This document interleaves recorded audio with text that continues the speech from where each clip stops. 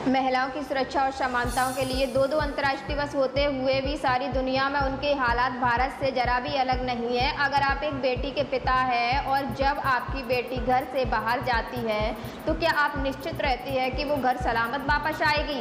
इस देश में लड़कियों की सुरक्षा की गारंटी कोई नहीं दे सकता, क्योंकि हर रोज़ कभी उनके साथ रेप, कभी यौन शोषण तो कभी गैंगरेप और हत्या की खबरें आती हैं।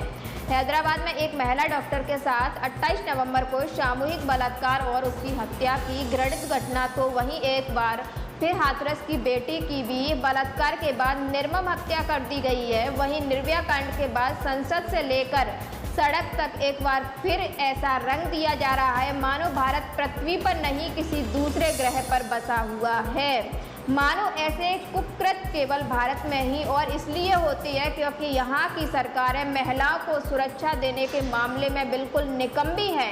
लड़कियों के साथ ऐसा कोई हादसा हुआ तो उनमें सोसाइटी ये ढूंढने की ज़रूर कोशिश करती है कि लड़कियों की ज़रूर कोई गलती रही होगी। क्या उन्हें ये नहीं पता कि कुछ मनचले अपनी भड़ास और चिढ़ की वजह से लड़कियों को तंग करती है, बात कर बनना उठवा लेंगे। तूने उस लड़के से बात कैसे की? मैडम, कितने लोग ही इस घटिया जुल्मों के साथ लड़कियों को धमकाया और छेड़ा जाता है।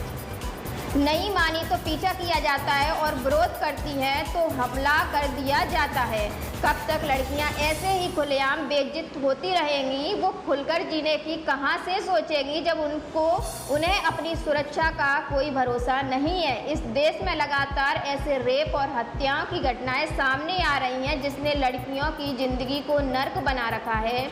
क्या खुलकर जीने के लिए नियम भी लड़कियों को खुद बनाने पड़ेंगे या सरकार मुंह ताकती रहेगी? आखिर कब तक सत्ता, सरकार, सिस्टम, प्रशासन कुंभकर्ण की नींद सोते रहेंगे और इस तरह की घटनाएं होती रहेंगी और उसके बाद हमारे देश की जनता इस प्रकार की घटनाओं पर बात करेगी, अपना गुस्सा दिखाएगी, कैंडल मार्च होगा, विरोध होगा और फिर ठंडे बस्ते में पूरा मामला चला जाएगा। और फिर उसके बाद एक और घटना होगी जिसमें फिर से जनता गुस्सा दिखाएगी, विरोध करेगी और फिर से बात ठंडे बस्ते में चली जाएगी।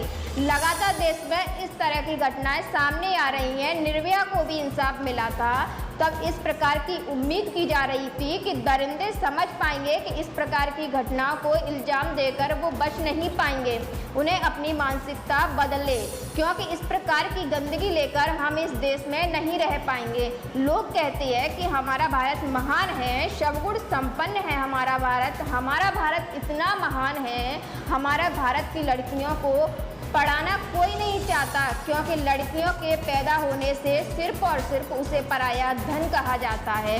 अगर किसी घर में 2 से अधिक लड़कियां पैदा हो गई तो उस घर के लोग इतने दुखी हो जाती है कि लड़कियों को पढ़ाना तो दूर, उन्हें स्कूल और किताब कॉपी क्या होती हैं एक नहीं पता होता, उनकी परवरिश भी ठीक तरह से नहीं होती है और उस घर का पिता दिन रात मेहनत करता है और लड़कियों के 18 वर्ष पूरे होने का इंतज़ार करता है। और कुछ जगह तो लड़कियों के 18 साल की भी नहीं हो पाती है जब तक उसकी शादी कर दी जाती है। लड़कियों को पढ़ाना कोई नहीं चाहता, लेकिन पत्नी के लिए गर्भवती होने पर डिलीवरी महिला डॉक्टर से ही कराना है।